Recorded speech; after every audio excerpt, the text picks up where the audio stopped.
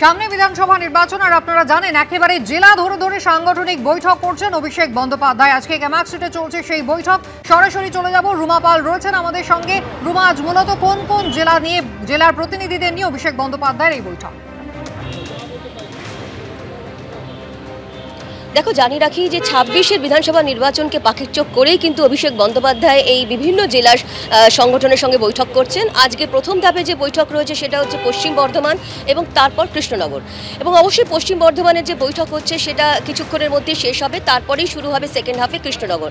জানিয়ে রাখি সবথেকে বড় চ্যালেঞ্জ হচ্ছে একদম অভিষেক বন্দ্যোপাধ্যায় যে বিষয়ের উপরে নজর রাখছেন, সবথেকে বড় কথা হচ্ছে দলের অন্তর্কলহ বা অন্তর্দ্বন্দ্ব যদি কোথাও থাকে সেটা কিন্তু নিরসন করা, এক।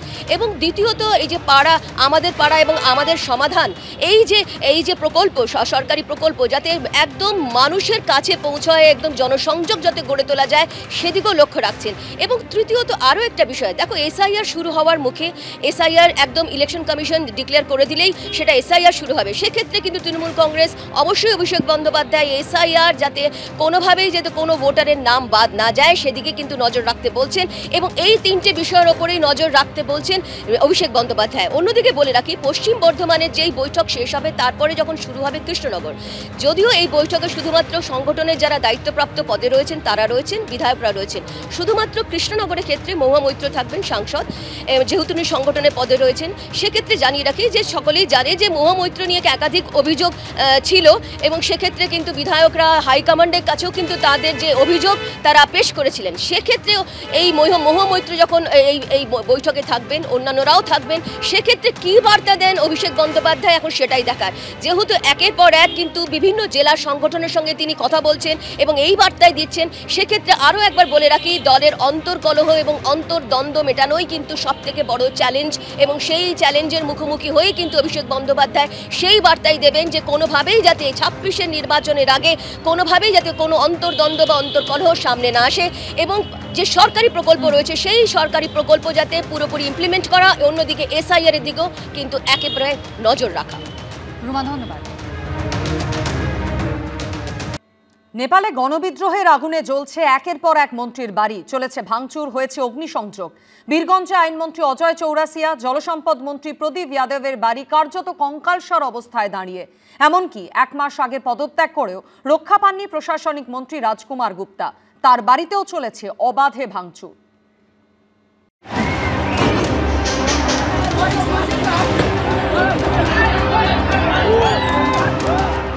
নেপাল জুড়ে আন্দোলনকারীদের ক্ষোভ মূলত আছড়ে পড়েছে রাজনীতিবিদদের উপর। প্রধানমন্ত্রী, রাষ্ট্রপতি, প্রাক্তন প্রধানমন্ত্রী, উপপ্রধানমন্ত্রী, বিদেশমন্ত্রী, আরও এরকম একাধিক মন্ত্রীর উপর। মারধর, ভাঙচুর, আগুন, কোনোটাই বাদ যায়নি। আন্দোলনের গতি প্রকৃতি দেখে একটা বিষয় স্পষ্ট, রাজনীতিবিদদের দুর্নীতি, আচার আচরণ, স্বজন পোষণ কাজকর্মে তারা বীতশ্রদ্ধ হয়ে পড়েছিলেন। গ্রাউন্ড জিরোয় পৌঁছে এবিপি আনন্দর ক্যামেরাতে ধরা পড়লেও ক্ষোভের বহিঃপ্রকাশের সেই ভয়ঙ্কর ছবি। জলসম্পদ মন্ত্রী প্রদীপ যাদবের বাড়িতে সাধারণ মানুষের রোষ আছড়ে পড়েছিল গত পরশুদিন। সেই রোষের আগুনে পুরে একেবারে ছারখার হয়ে গিয়েছে বাড়ি। আমরা দেখতে পাচ্ছি বাড়ি কম, সুবিশাল অট্টালিকা বলা ভালো, সেই সুবিশাল অট্টালিকা কিন্তু একেবারে ভেঙে চুরে ঘরের থেকে সরঞ্জাম বের করে স্থানীয় মানুষজন এবং যারা সাধারণ জনতা যারা বিক্ষুব্ধ তারা আগুন লাগিয়ে দেয়। अपने लिए लड़ रहे हैं और किसी के लिए नहीं। वो चोर के पी लिए लोग बोले कि ये भी नेता है, इसके घर में भी आग लगाओ। নেপালের বীরগঞ্জে জলসম্পদ মন্ত্রী প্রদীপ যাদবের বাড়ির যখন এই হাল, তখন মাসখানেক আগে অলি মন্ত্রিসভা থেকে পদত্যাগ করেও রেহাই পাননি প্রশাসনিক মন্ত্রী রাজকুমার গুপ্তা। তার বাড়িতেও চলেছে হামলা।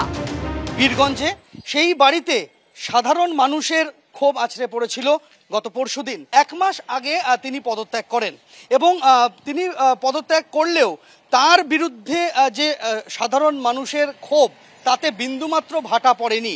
क्या मेन आरोप करप्शन है?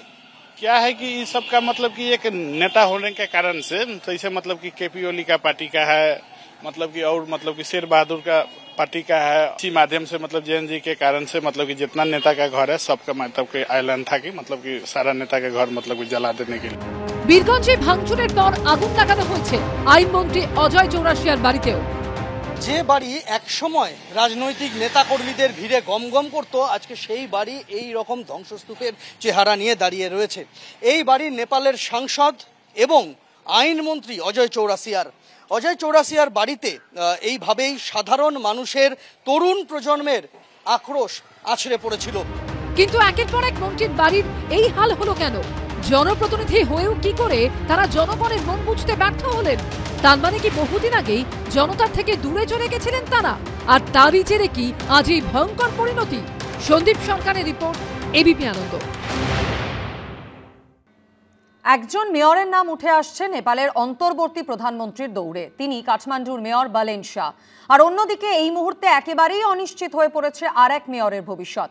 নেপালের বীরগঞ্জ পুরসভা যেমন আগুন লাগিয়ে ভাঙচুর করে শেষ করে দেওয়া হয়েছে, তেমনি রেহাই পায়নি এই পুরসভার মেয়রের বাড়িও। বিদ্রোহের আগুনে ছারখার নেতা, মন্ত্রী, মেয়রের বাড়ি।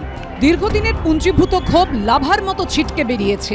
নেপালের বুকে যেন রাজনৈতিক ভূকম্পন। ক্ষোভের আগুনে পুড়ে খাক হয়ে গেছে নেপালের একের পর এক মন্ত্রীর বাড়ি। এই পরিস্থিতিতে নেপালের ভবিষ্যতের প্রধান মুখ হিসেবে যখন উঠে আসছে কাঠমান্ডুর মেয়র বালেন শাহর নাম, তখন আরেক মেয়রের পরিণতি সম্পূর্ণ উল্টো, ভয়ঙ্কর। বিদ্রোহের আগুনে পুড়ে গেছে বীরগঞ্জের মেয়র রাজেশ মানসিং এর বাড়ি। প্রাসাদের মতো ঝাঁচকচকে বাড়ির দেয়াল জুড়ে এখন শুধুই অগ্নিচিহ্ন।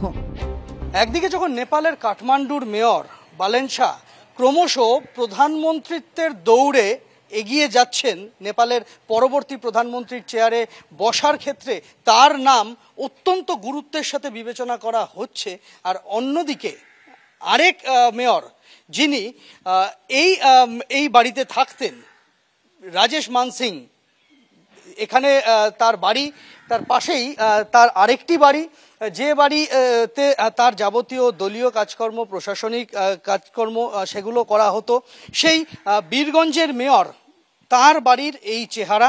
তার দুটি বাড়িতেই ভাঙচুর চলেছে। বাড়ির ভেতরের দিকের অংশ তা কিন্তু প্রত্যেকটা ঘর একেবারে পুড়ে গিয়েছে।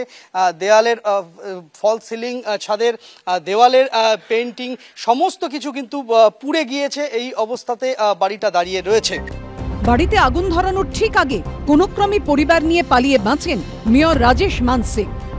পাশেই আরেকটি বাড়ি আমরা দেখতে পাচ্ছি, সুবিশাল বাড়ি। এখানে মূলত তার দলীয় কাজকর্ম সারতেন এই বীরগঞ্জের মেয়র। সেই বাড়িতেও কিন্তু একই রকম ভাবে ভাঙচুর করা হয়েছে। দুটি বাড়িতেই এই মুহূর্তে নেপাল পুলিশের তরফ থেকে নিরাপত্তাজনিত কারণে তালা ঝুলিয়ে দেওয়া হয়েছে। মেয়রের মতোই বীরগঞ্জ পুরসভাতেও তাণ্ডবের ছাপ স্পষ্ট। বেঁকিয়ে দেওয়া হয়েছে জানলার শিক, আগুন ধরিয়ে দেওয়া হয়েছে পুরসভার ভেতরেও। একদিকে যখন বীরগঞ্জের মেয়র রাজেশ মানসিং এর বাড়িতে জনতার ক্ষোভ আছড়ে পড়ে, ঠিক সেই সময় নগরপালিকা অর্থাৎ বীরগঞ্জ পুরসভা, তাতেও কিন্তু সাধারণ মানুষের ক্ষোভ আছড়ে পড়েছিল। আমরা দেখতে পাচ্ছি যে সেই বীরগঞ্জ যে মিউনিসিপ্যালিটি রয়েছে, সেই বীরগঞ্জ মিউনিসিপ্যালিটিতে এইভাবেই এখানে হামলা চালানো হয়, ভেঙে চুরে একেবারে গুড়িয়ে দেওয়া হয়েছে এখানে পুরসভার প্রত্যেকটা বিভাগ। আমরা দেখতে পাচ্ছি বাইরে থেকেই স্পষ্ট যে প্রত্যেকটা জায়গায়, প্রত্যেকটা ঘরে ভাঙচুর চলেছে, প্রত্যেকটা ঘরে তাণ্ডব চলেছে, এবং সেই তাণ্ডবের ছবি কিন্তু এখনো দগদগে অবস্থায় রয়েছে। নেপালের অন্যান্য নানা প্রান্তের মতোই বীরগঞ্জ জুড়ে এখনো জারি রয়েছে কারফিউ। শুনশান রাস্তাঘাট, প্রায় জনমানব শূন্য গোটা এলাকা। সন্দীপ সরকারের রিপোর্ট, এবিপি আনন্দ, নেপাল।